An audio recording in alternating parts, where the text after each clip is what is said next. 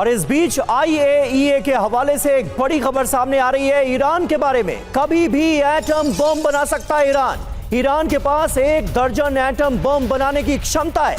तेजी से अपने यूरेनियम भंडार में इजाफा कर रहा है ईरान, ये कहा है IAEA ने।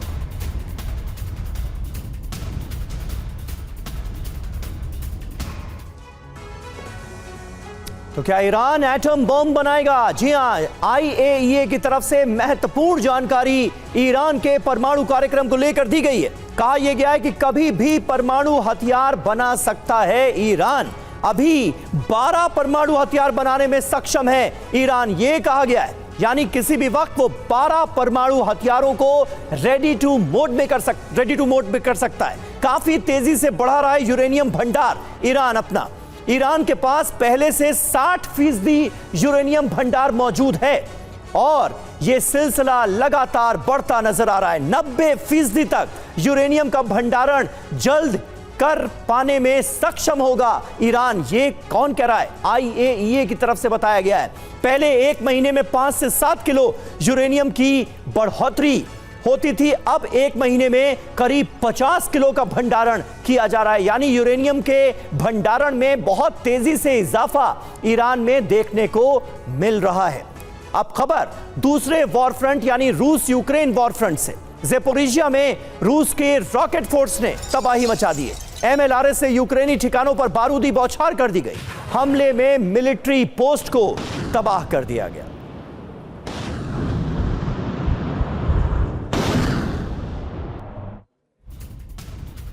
और वहीं यूक्रेन ने चेचनिया की राजधानी पर हमला किया है। ग्रोजनी में किए गए ताबड़तोड़ हमले, रूस को इन हमलों में भारी नुकसान हुआ है। ये तस्वीरें आप देखिए किस तरह से ग्रोजनी को निशाना बनाया गया, यहां पर ताबड़तोड़ अटैक किए गए।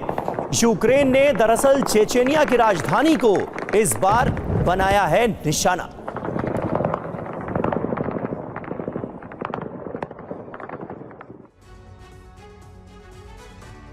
और इस सब के बीच जनवरी में ट्रंप युग का आरंभ होने वाला है और उम्मीद की जा रही है कि डोनाल्ड ट्रंप का पहला मिशन यूक्रेन रूस में समझौता कराकर युद्ध रुकवाना होगा। सीज फायर के वक्त रूस क्या हासिल कर सकता है और यूक्रेन क्या कुछ गंवा सकता है, यह सब कुछ निर्भर करेगा उस दौरान के मौजूदा हालात पर।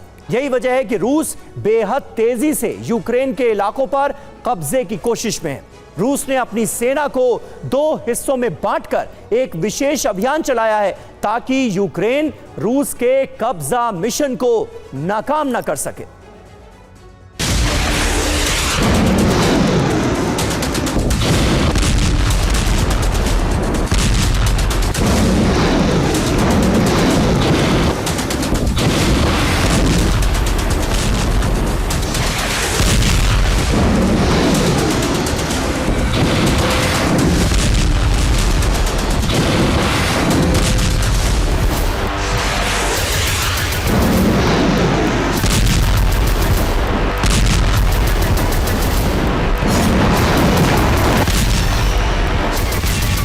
ये रूस के मिशन दिसंबर का असर है।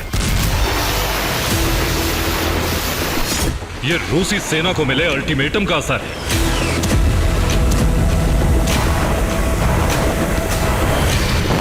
जिसने पूरे यूक्रेन में तबाही का सैलाब ला दिया है।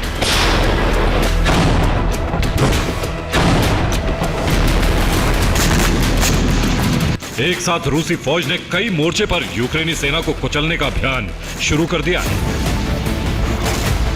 लेकिन सबसे अहम है डोनेत्स्क।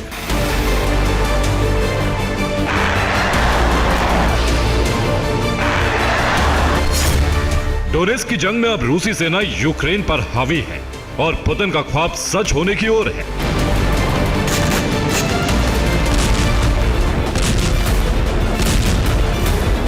पोक्रोवस्क में रूस ने खुद को विजेता घोषित कर दिया।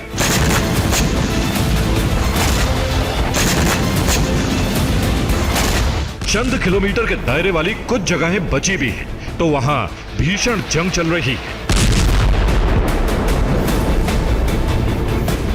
पोक्रोवस्क में रूस की आर्टिलरी, रूस की पैदल सेना और उन्हें मिल रही हवाई मदद, इन सब के सामने यूक्रेन बेहद कमजोर साबित हो रहा है।